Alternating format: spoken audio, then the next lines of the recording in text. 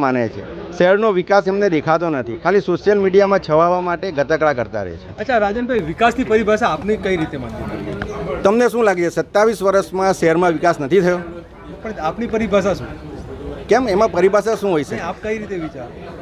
27 વર્ષ પહેલાંનું સુરત અને આજનું સુરત જેણે જોયું છે તેને વિકાસની પરિભાષા આપવાની કોઈ જરૂર જ નથી રહેતી. પહેલી પ્રાથમિકતા શું હશે? પહેલી પ્રાથમિકતા અમારી ડુમસ સીપેજ ડેવલપમેન્ટ અને બરાજ માટે હશે, અને તેનાથી પણ વધારે મેટ્રોને કારણે શહેરીજનોને ટ્રાફિકમાં કોઈ પણ તકલીફ નહીં પડે તે અમારે પહેલી પ્રાથમિકતા રહેશે. અચ્છા, કેટલા સમયથી ભાજપમાં જોડાયેલા હતા અને શું આમ? હું નાનપણથી જ ભાજપ મારા લોહીમાં જ છે. જ્યારે મને મતદાન કરવાનો અધિકાર નહીં હતો ને ત્યારે પણ હું ભાજપ જિંદાબાદના નારા લગાવતો હતો. પહેલી ટાઈમ આટલી મોટી જવાબદારી મળી, કઈ રીતે નિભાવશો? ભારતીય જનતા પાર્ટીની આ તાસીર છે કે નાનામાં નાના કાર્યકરને સ્ટેન્ડિંગ ચેરમેન, મેયરથી માંડીને સંસદ સુધી કંઈ પણ હોદ્દો મળી શકે છે.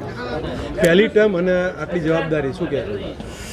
પહેલી ટર્મ અને આટલી જવાબદારી એ આપણને બતાવે છે ભારતીય જનતા પાર્ટીનું નેતૃત્વ જે અત્યાર સુધી ચાલી રહી હતી વાતો, અને હું છેલ્લા 35 વર્ષથી એક બૂથ પ્રમુખ તરીકેથી કામ કરતો આ જવાબદારી સુધી પહોંચ્યો છું.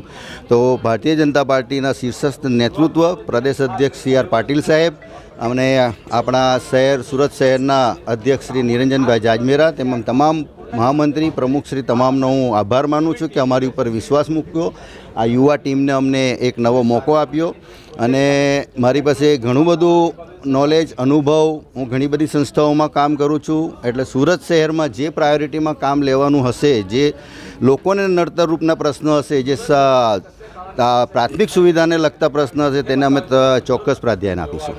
હું વિશ્વ નેતા આદરણીય નરેન્દ્ર મોદીજી, મુખ્યમંત્રી ભૂપેન્દ્રભાઈ પટેલજી અને નવસારી લોકપ્રિય સાંસદ અને ગુજરાતના યશસ્વી અધ્યક્ષ આદરણીય CR પાટીલ સાહેબ, સુરત મહાનગરના અધ્યક્ષ નિરંજનભાઈ ઝાંઝમેરાજી અને લિંબાયતના લોકપ્રિય ધારાસભ્ય સંગીતાબેન પાટીલજીના ખૂબ આભાર વ્યક્ત કરું છું, જેથી સુરત મહાનગરની આટલી મોટી જવાબદારી પર એમની મારી પસંદગી કરી છે.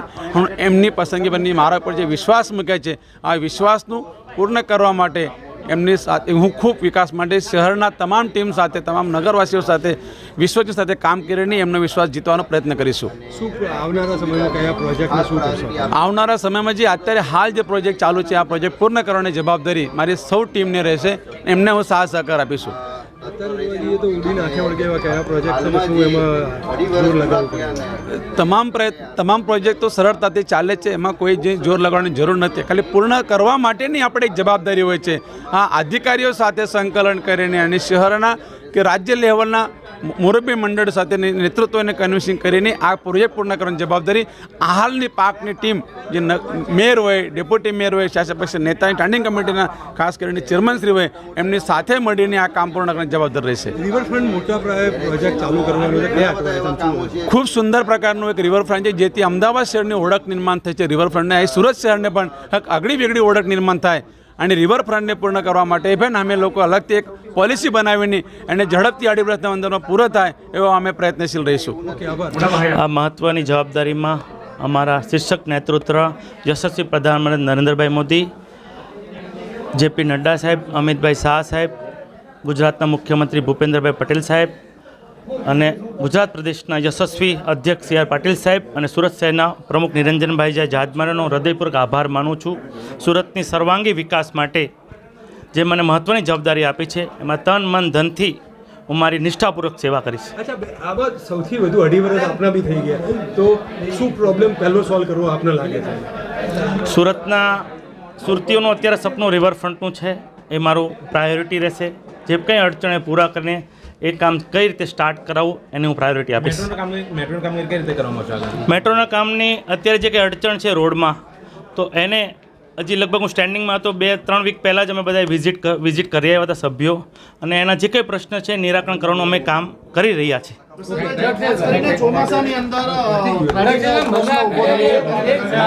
ટાઈમ થઈ ગયો